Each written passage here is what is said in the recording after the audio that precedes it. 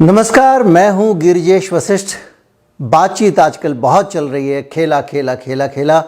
और अब मैं आपको बताने वाला हूं कि खेला हो रहा है, खेला हो चुका है, खेला बहुत बड़ा है और खेला इतना बड़ा है कि ना तो उससे आप निकल सकते, ना मैं आपको निकाल सकता। हम जागरूक रह सकते हैं, हो सकता है हम इसमें कुछ कर सकें तो कर लें। ये खेला है वैक्सीन का खेला, यानी टीके का खेला, कोरोना के टीके का खेला। टीका कैसा है, क्या है, इस पे बातचीत तो बाद में करेंगे।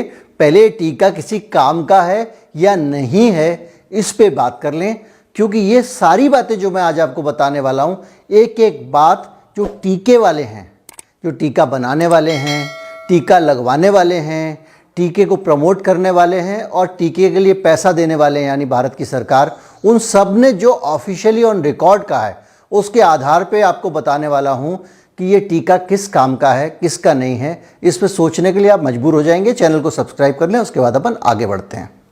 नमस्कार, मैं हूं गिरिजेश। कि सरकार अगर चाहे तो कल 30 से 35 रुपये पेट्रोल का दाम कम हो सकता है। जुड़े हैं, कम लोग जुड़े हैं, होगा। कई बार हम अपने दिमाग के जो सवाल हैं ना, उनको नज़रअंदाज कर देते हैं। बेहद दर्दनाक, बेहद शर्मनाक और दिल दहलाने वाली दास्तान है। जो गरीब आदमी है उसके लिए रेल में यात्रा करना करीब करीब नामुमकिन हो जाएगा। नमस्कार, जय। मैं आपको बार बार सब्सक्राइब करने के लिए बोलता हूं, लेकिन मेरे लिए जितना महत्वपूर्ण सब्सक्राइब करना उतना ही महत्वपूर्ण ये संदेश ज़्यादा से ज़्यादा लोगों तक पहुंचे वो है। इसलिए इसको शेयर करना बहुत ज़रूरी है।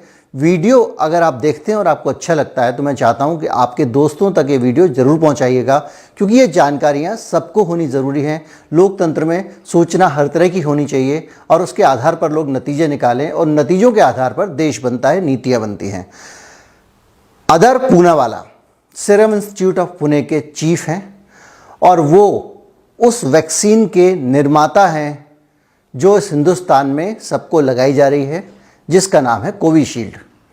कोविशील्ड वैक्सीन की जो हिस्ट्री है, इतिहास देखें, पूनावाला साहब के दावे देखें और फील्ड के जो हालात हैं वो देखें, तो आपको लगेगा कि इस वैक्सीन का सही क्या मतलब है, इसका सही असर क्या होता है। ये वैक्सीन है, पानी है, सच है, झूठ है, काम करती है, नहीं करती है, कुछ नहीं पता है। एक सिरे से शुरू करते हैं। सबसे पहले बातचीत करते हैं वैक्सीन की। हिंदुस्तान में जब ये वैक्सीन आई तो बहुत लेट आई। भारत में जब बनने का आधार पूनावाला साहब को जब ऑर्डर मिला तो ये बहुत लेट मिला, क्योंकि ये जब ऑर्डर मिला उससे पहले इसके ऊपर वहाँ ऑक्सफोर्ड और एस्ट्राजेनेका के बीच में समझौता हो रहा था। उनको ये वैक्सीन बनाने के लिए किसी को कमीशन करनी थी और वो ठेका उन्होंने हमारे देश में आधार पूनावाला साहब की कंपनी को दिया। आप तारीखों पर गौर कीजिएगा, मैं थोड़ी तारीखें बताता हूँ। हल्का सा हो सकता है वीडियो 30 सेकंड का या 1 मिनट का बोझिल हो जाए, लेकिन ये तारीखें बहुत ज़रूरी हैं। 12 जनवरी को पहली बार, 12 जनवरी को 2020 में पहली बार चीन ने ब्लूप्रिंट दिया कि भाई ये कोरोना वायरस होता है, ऐसा कोरोना वायरस होता है पूरी दुनिया को।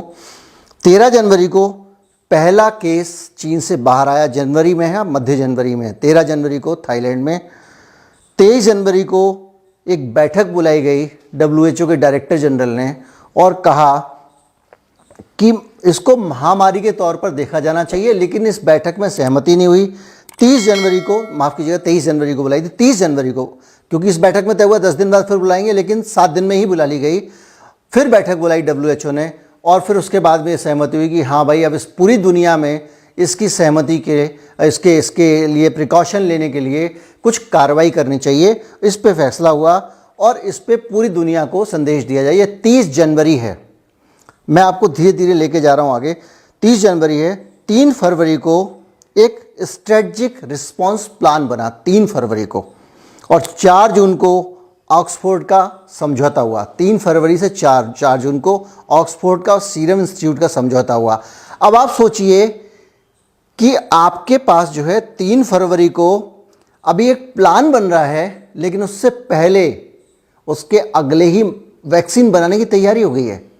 अभी ये प्लान ही बन रहा है कि दुनिया को बताना है भाई मास्क लगाना नहीं लगाना, किसी को पता नहीं है कि ये क्या बीमारी है, कोई कुछ कर रहा है, कोई कुछ कर रहा है, लेकिन वैक्सीन तैयार रखी हुई है। एस्ट्राजेनेका के साथ में जो समझौता होता है, ऑक्सफोर्ड और सीरम इंस्टीट्यूट का वो 4 जून को होता है। सीरम इंस्टीट्यूट जो हमारे भारत का सीरम इंस्टीट्यूट है उसका समझौता जून के महीने में 4 तारीख को होता है, लेकिन वो 5 करोड़ डोज 50 मिलियन डोज बना के रखा होता है मार्च में ही।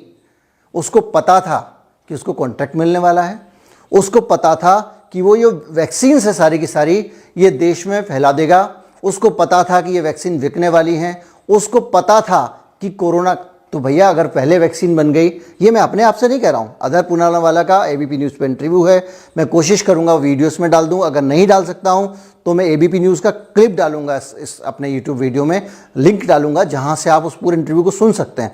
गंभीरता से सुनिएगा, क्योंकि मैंने यहाँ जहाँ जिन उनको कोट कर रहा हूँ उसमें ये इंटरव्यू है, वर्ल्ड WHO की साइट है, इसके अलावा विकीपीडिया, मैंने कहीं चौथे सोर्स से कोई सूचना ली दी है, हर सूचना का सोर्स मैं स्क्रीन पे चिपका रहा हूँ।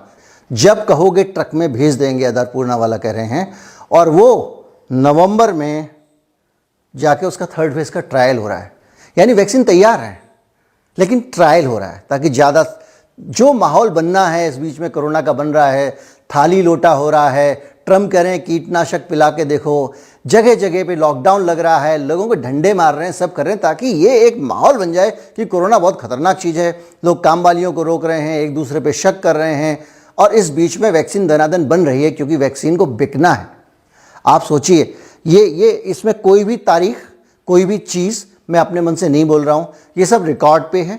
मैं आपको बता चुका हूँ कि अदर पूनावाला का जो इंटरव्यू है एबीपी न्यूज़ का वो मैं नीचे डाल रहा हूँ। इसके अलावा जो बाकी डेट्स हैं वो खुद एस्ट्राजेनिका कंपनी की दी हुई हैं या WHO की हैं। आगे आते हैं, कैसे सरकार ने इसके बाद में वैक्सीन को लगातार समर्थन दिया।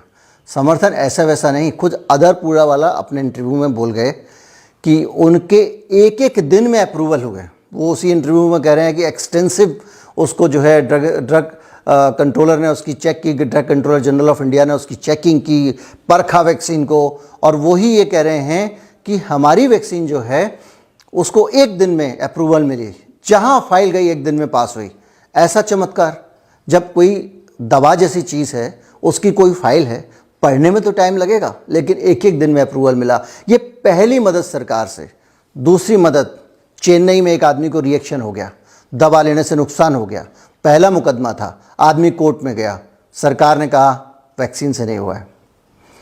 केंद्र सरकार ने ये जवाब सीरम इंस्टीट्यूट ने नहीं दिया, केंद्र सरकार ने दिया, और वो भी जो है खुद पूनावाला कह रहे हैं कि साहब सरकार ने कह दिया, अब तो हमारे कहने के लिए कुछ बचा नहीं है, मैं सरकार का बयान भी इसमें दे दूंगा। इसके बाद से अगर मान लीजिए कि वो झूठा मुकदमा था, तो इसके अलावा उसके बाद से 13-14 देश इस वैक्सीन की बिक्री पे रोक लगा चुके हैं। अभी मैं इसकी एफिकेसी पे भी आऊँगा, इस वैक्सीन की कितनी हैसियत है, ये कितना ठीक कर सकती है, इस पे भी आऊँगा।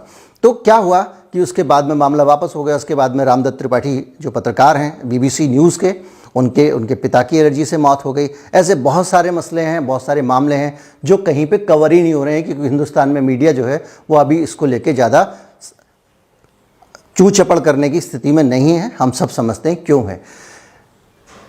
बहुत सारे केस, करीब हमारे हिंदुस्तान में रोज़ एक व्यक्ति की मौत हो रही है वैक्सीन लगने के बाद में 24-36 घंटे के अंदर में, और वो ज़्यादातर मामले ऐसे होते हैं जिनको हार्ट की या लंग से जुड़ी हुई समस्याएं हैं, वो वैक्सीन लेते हैं, क्लॉटिंग होती है, बात बिगड़ जाती है।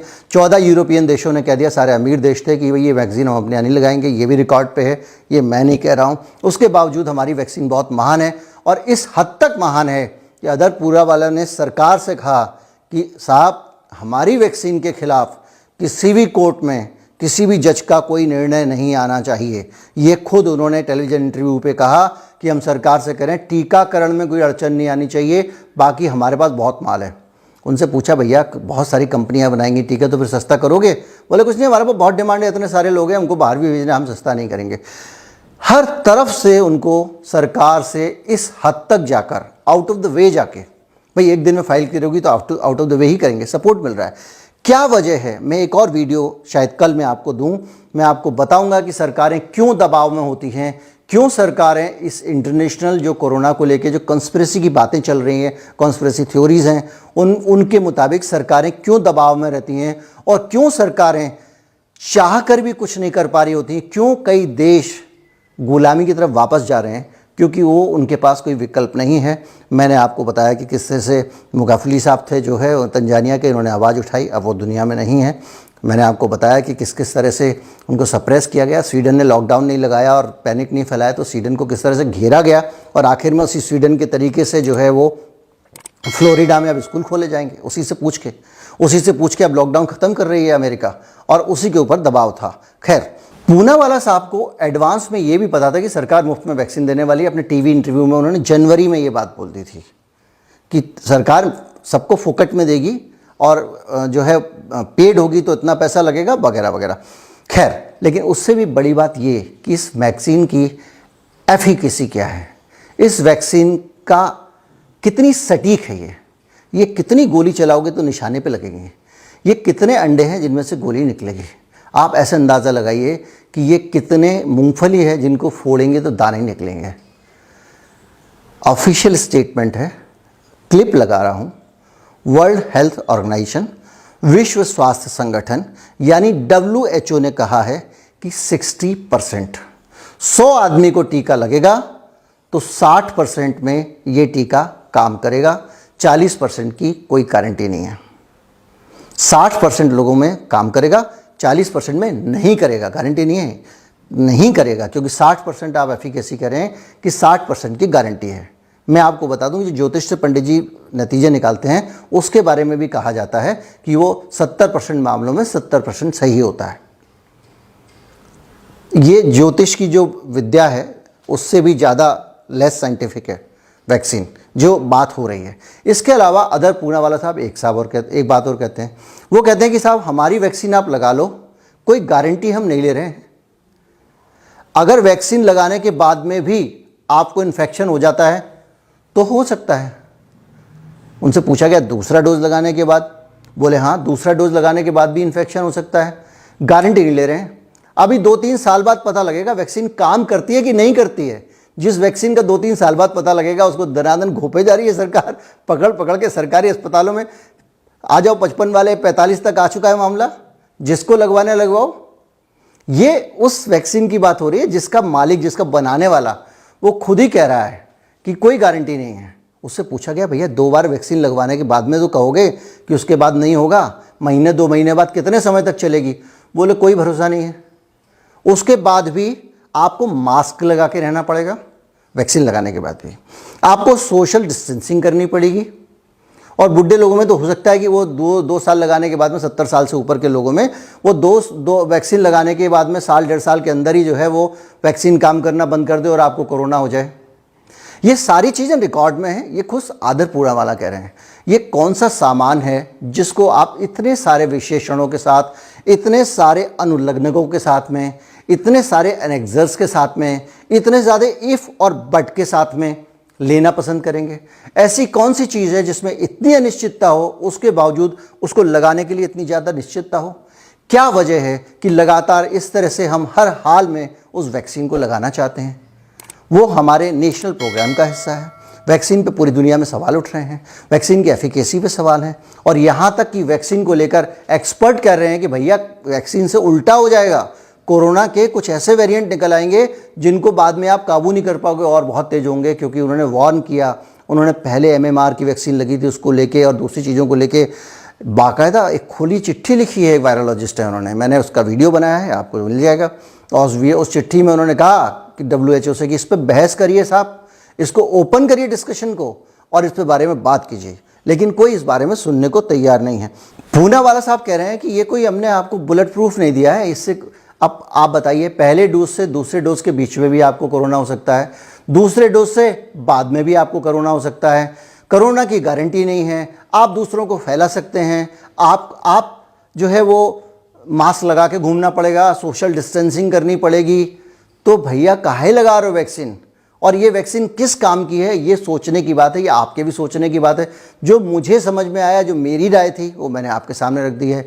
आपकी अपनी राय है। इसके काउंटर आपके पास कोई राय हो, कहीं पे कोई चीज़ आपको लगे कि जिससे लगे कि मैं जो बात कह रहा हूँ उसका कोई आधार नहीं है, तो नीचे कमेंट में लिख दें ताकि मैं आपकी बात को समझ सकूँ और उसके आधार पर अपना वीडियो बना सकूँ। मुझे तो जो समझ में आया, ये सारी चीज़ें, ये सारी की सारी ऑथेंटिक सोर्स हैं। इसमें से एक लाइन की कोई जानकारी या तो पूनावाला साहब ने खुद कही है या WHO की वेबसाइट पे है, या खुद जो है वो पूना वाला इंस्टीट्यूट को लेकर जो इन्फॉर्मेशन है एस्ट्राजेनिका को लेकर, ऑक्सफोर्ड को लेकर, वो सारी की सारी जो जहाँ जहाँ अवेलेबल हैं विकीपीडिया पे है, वो सारी ऑथेंटिक जगहों पे अवेलेबल है, वहाँ से जानकारी ली गई है। वीडियो कैसा लगा ज़रूर बताएं, अपने दोस्तों तक पहुँचाएँ, क्योंकि ये हाई टाइम है जब कोरोना दोबारा आ रहा है।